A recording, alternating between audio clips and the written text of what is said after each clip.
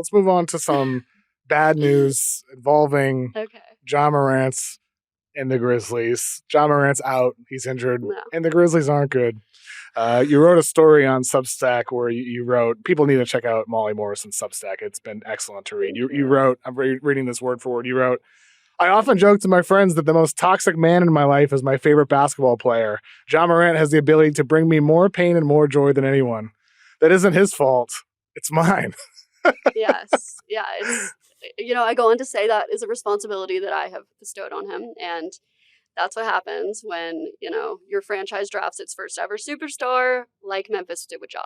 We're not talking about now, but Ja Morant at his best was clearly a superstar. One of the 15 best players in the league. I mean, 10. Yeah. Well, okay, Chris Vernon over here. Oh, hey, we've got a job over here, but yes. What's your question? It's just, yes. I'm just curious for you to kind of explain kind of the story of that article, where it came from. For sure. As a Grizzlies fan, the number one question I've gotten for years, I work at Bleacher Report and I am an NBA person, who does not shed my fandom.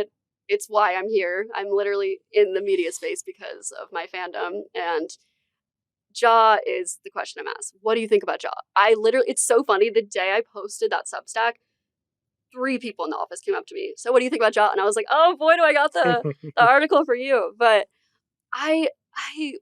it's such a delicate thing because when you talk about players personally, there's like a line there where you don't know these people and you also don't, they don't owe you anything personally, right? And you don't want to try to be like, oh, this is how this person should act. You don't want to police their behavior, who they are.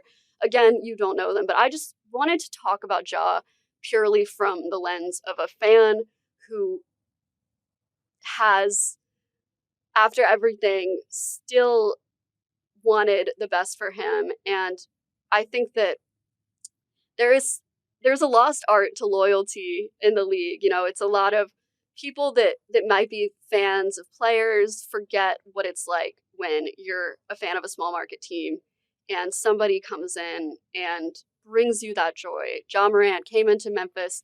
He had the signature shoe. He has Memphis tattooed on him. He loves Memphis. Meanwhile, and this isn't to diminish anyone, but you have Zion in New Orleans who there's always these stories, oh, does Zion want to be in New Orleans? Does he want to be in New York? And it's no one's responsibility to go that extra mile and be like, I am a New Orleans lifer. Like, it's purely extra. They don't need to do that, and Ja always did that. And Ja Morant, I always see Nuggets fans talking about Jokic. I'm so jealous of them getting to watch. Nobody is more of an expert on a guy's game than fans of that team. It's impossible to watch. They watch every minute, every game, everything. They watch the press conferences. They watch literally everything. So that's why that's always going to be the best person to talk about it. It's so easy to watch, every few games and talk about someone. But with Ja, like someone who has watched every Ja game, he has simply brought me more joy than any other player on what he has done.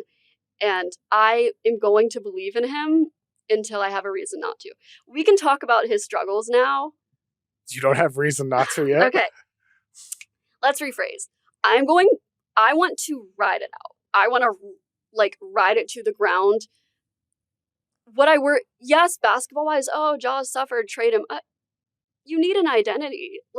At this point, I know I sound like a loser, but but at this point, expectations have shifted. And I also do feel like people are discrediting the sneaky rebuild the Grizzlies have maneuvered alongside. Cedric Coward, Zach Edey. Yeah, Jalen Wells, yep. They are building something. It's not this nightmare. And they also have picks in this draft. It's not ideal. And I think the Grizzlies GM has gotten a lot of flack for these 2 different directions he's gone in. But maybe part of that is him seeing maybe the window with Ja and Jaren isn't as promising. So let's see what we can do while also building for the future. Getting rid of Steven Adams, drafting Zach Edey. Injuries have plagued this Grizzlies team so intensely, and Ja Morant has suffered for 2 seasons now under an offense that was not built for him, and then injuries. And at a certain point... And gunplay Well, on that wasn't Instagram. last season. Well, I've done That 2 was years ago. Yeah, I mean, listen, I said this in the article. There are things an NBA player can do that Mhm. will make me no longer be a fan Sure. of them. That's not to be like, oh, who cares? Yeah. Go wave guns on Instagram Live. Of course, I know that it was. I hated that, of course. And also, like, you're gonna be delusional when you're riding for your guy. I joked once, like, I hate guns so much. I'm very anti-gun. But like suddenly when I talk about Ja, I'm like, why do I sound like a Second Amendment activist? You know, it's like, call me a homer, say like it's embarrassing that I'm riding with my team. I'm doing it. You draft a superstar, you ride it out. I don't think the grass is always greener. I mean, it's okay to be a homer. But I think what you touched on, one of the things that I find when I kind of, see, I take the temperature of Grizzlies fans. yes. The Grizzlies fans who don't blame Ja tend to blame Zach Kleiman. And it's like, I don't blame either. I think it's silly. I look at what Zach Kleiman's built. I think you hit the nail on the head with he's getting on a subtle rebuild with this roster with a lot of good young players. I mean, Vince Williams, really good, solid role player as well. Like, they have a lot of solid. The year that him and Gigi Jackson were just like, wait, are these the best players ever? Exactly. Like, there's a lot of solid players behind these key names, Cedric Coward, Zach Edey, and Jalen Wells that we're talking about, where it's like, there's something here in the future with or without Ja Morant. Like, that's just the reality of it. And but I think with Memphis, Ja, when you ask about like Trae Young and some of these guards, what's their value? There wasn't a lot of value out there for Fox. Not a lot of teams need a point guard. Yeah. So in all likelihood, Memphis is going to ride this out with Ja Morant. Yeah. And just hopefully he's able to find himself. Can I just explain from a basketball purpose? Again, we talk about watching every game. Like, great players oftentimes can figure it out regardless of who's on the floor. But Ja is a player who thrives with a big man. And all season until last game, Zach Edey was hurt. Jock Landale, God bless his soul, he was doing the best he could. He's Jock Landale, right? He's not going to be the screener that Ja needs. He's not going to give Ja the space. You see Ja trying to go to the paint and they're crowding it because they can. They're not afraid. And that's another thing with, something he needs to do to elevate his game, which he has not done. There have been points where it felt like maybe it was coming, was develop the 3-point shot. He's struggled with that. It's gotten worse. And on top of the at-rim finishing getting worse and lower frequency, it's like, to me, it's concerning. It is concerning. It's very concerning. Look at the way, last season, he gets Edey after getting rid of Steven Adams, who him and Ja had like some of the best pick and roll numbers in the league. They were an incredible duo. That's why I talk about, Duren and Cade Cunningham. I love just the star guard, the big duo. But Zach Edey, you get him last season, but then you also bring in these assists. And this is where the GM does. I don't think the GM is blameless, by the way, but I don't think firing him is the solution. That's my take here. So I have spoken out against him and things he's done, which is natural. But last year they implement this offense, they bring in Noah LaRoche. I made a video about this because he's actually with the Heat now, and it's this offense. And they're flourishing. They were flourishing. Yeah, they're still winning. They've got injuries. Lack of screens, no handoffs, just off-ball cutting, off-ball screening, and just constant motion and passing. It's the 5 out. It's the wheel style that, just emphasizes the pace. It gets rid of the pick and roll. Moving very fast. Which is a great system to try out when it makes sense with your personnel. But here's my thing, though. Didn't it make sense for everybody on the Grizzlies except for Ja Morant?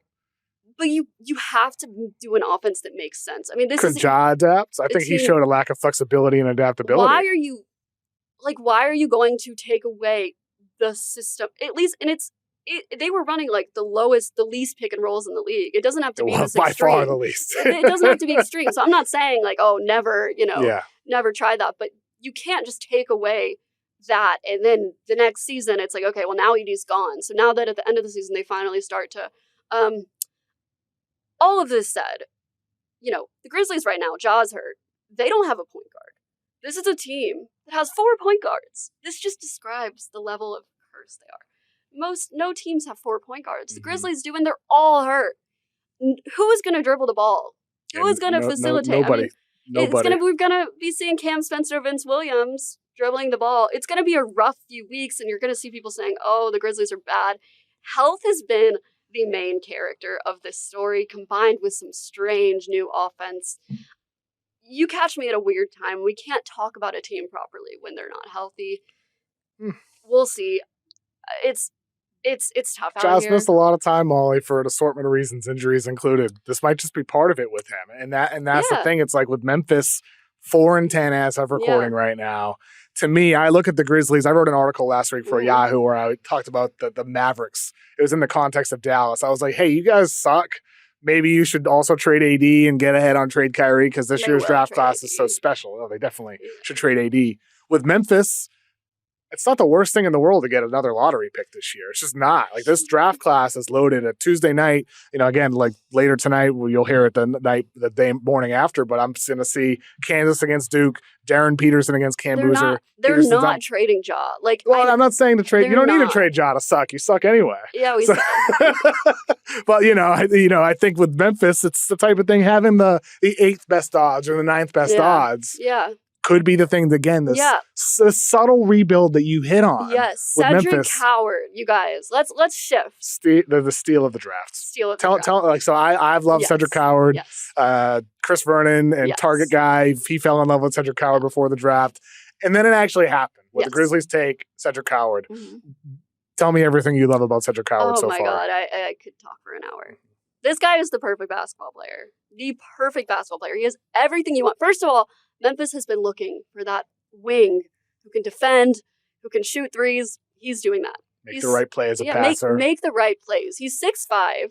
He has an 8'10" standing reach. 7'2" wingspan. Massive. Absurd. Yeah. He can just impact the game on both levels. He has such a good awareness of what's going on, and he is able to, he doesn't have necessarily he can't jump necessarily as high as some of these other guys, but he's getting there, and he's getting elite rebounder positionally. Yeah. The feel that has that nose for the ball. Yeah, and he can switch defensively, and he's been scoring at an elite level. He was very efficient in college, and just he can do everything well, and it's just going to be very exciting to see him develop. I feel like it's interesting. So Desmond Bane obviously was such a great shooter, and what we saw as Grizzlies fans, and this isn't, I love Desmond Bane. I think he works so hard, and I hate when you bring up things like the lack of wingspan, but he struggled versus J-Dub because when you're playing that suffocating defense in the playoffs, he can't see over him, right? And what we needed was someone who he's not the player Bane is now, but someone who could potentially turn into that player on both ends of the floor that can do the things that Memphis needs come playoff time, and just fill those gaps. So I think that was a masterful move by Zach Kleiman, and I am very excited for Cedric Coward. This guy's incredible. I mean, he's a joy to watch. He's gonna be a star. Yeah. Like we're in Memphis, like locally, he's definitely gonna be a star. And I think there's a chance he becomes a national star. Yeah. I just think there's a chance of that. Like, at a minimum, he's gonna be a good player who does all the little things on the floor, plays the right way, hits threes, attack closeouts. At a minimum, he's gonna be a good player. At a maximum, I think he could be one of the 10, 15 best players in basketball. Like, that's the way I feel about Cedric Coward. I mean, hey, I'm not stopping you. The fact he's this good, this early, after not playing for a full year, that's mind-blowing to me. It's one of those ones where teams slept on him because he didn't play a ton 6 games with a in major shoulder injury, couldn't do workouts. But if you read about him and if you watch him play, it's like, wait, this guy can do everything. There's no limitations. And he's an A+ human. Listeners of my podcast, if they heard my interview with Cedric Coward earlier this year, it's like I'm talking to someone with like 70 years of wisdom. Like, he's just so mature and just has such a bright head on his shoulders. I think, like I said, I think everything around Ja is right in Memphis. It's just Ja's going to figure it out. And I hope, people think I'm some Ja hater. Like, I'm a Ja realist. I told people I was doing this podcast, and they're like, Kevin O'Connor. I mean, I'm a Ja realist. When Ja was at his best, I welcome Ja criticism. Yes. I am not abandoning, the side of the franchise superstar who has been screwed by, who I am shamelessly making excuses for. Absolutely. That's the thing. You can't get me with that. You can't get me with, I spent 8 years with Verno. I know about shamelessly making excuses for the Memphis Grizzlies. It's okay. Like, I'm not sitting here claiming to be not biased. I also enjoy all the other teams in the league and am able to speak about them. That's all that matters.